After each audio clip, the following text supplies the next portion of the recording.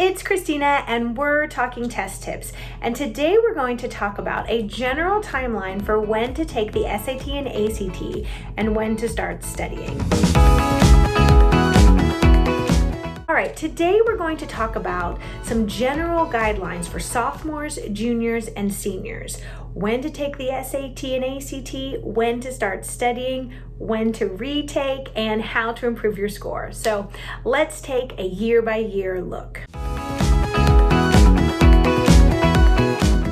Okay, sophomore year.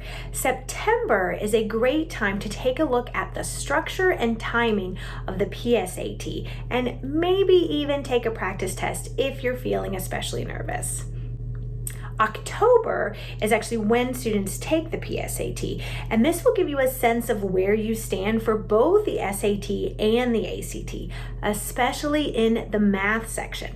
So your score will help you determine whether you should focus on winter or spring of your junior year to take the SAT or ACT for the first time. In April, you need to determine if you're planning to take any subject tests at the end of the year. Did you take any AP classes that have an equivalent subject test? So subject tests are offered on most, but not all, SAT test dates, and you can take up to 3 tests at a time, but you can't take both the SAT and a subject test on the same test date. And the tricky part is you probably won't know as a sophomore to which schools you plan to apply, which means you won't know if they require subject tests or not. But if you think you might apply to a school that requires 1 or more subject tests, then sophomore year might be the right time, given that you'll have fewer demands on your time than you will in your junior year. And May is when those AP tests will take place, and maybe 1 subject test in May or June. Junior year. All right, the summer before junior year is very important. It is a great time for prep. If you think you might be eligible for National Merit Scholar when you take the PSAT in October as a junior, then you definitely need to use the summer to start prepping. If you're unsure about your skills, have any test anxiety or other concerns, then you should definitely use the summer before junior year to start prepping.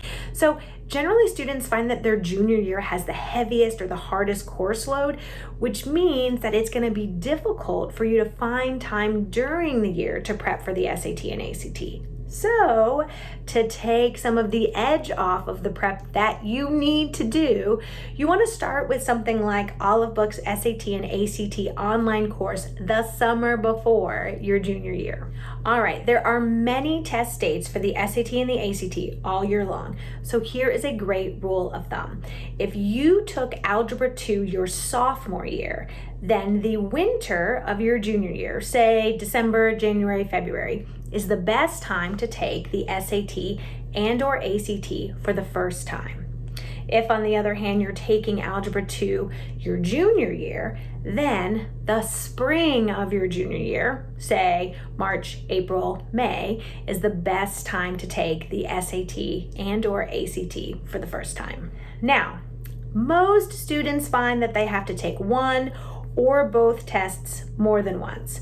So if you plan to take the test again, then you need enough time to practice more and take the test again, and given all the dates that are offered. Plus, all of this has to happen in a timely manner in order for you to meet your application deadlines. So this is why taking the test once or twice your junior year will put you in a good place come your senior year. Now, just taking the test again does statistically improve your score a little bit, but if you want to see that significant improvement in your score, then you need time to work on your weaker areas, to improve on those frequently asked questions, and possibly to improve on your timing. So again, an SAT or ACT course like the Olive Books or another helpful source is crucial to keep you on track as you study and really see improvement. So This will take some time, right? And let me tell you, you will be so glad that you started your prep the summer before your junior year. Also, keep in mind that you might have APs in May, right around the same time as that SAT test date, and you might need that May or June SAT to use for subject tests. Again, different schools have different requirements. There are many schools that do not require any subject tests, and then there are schools that require more than one. So really, this is about balancing your time, the dates available, and knowing what tests you need for the schools that you're interested in. Senior year. All right, the summer before your senior year is for starting your applications and essays. Check out our videos on a summer schedule for the Common App and your personal essay. But senior year is also for studying so that you can take that SAT and ACT that one last time and get the score that you need for your top college choice. So maybe you didn't use Olive Book during the summer before your junior year, but fear not.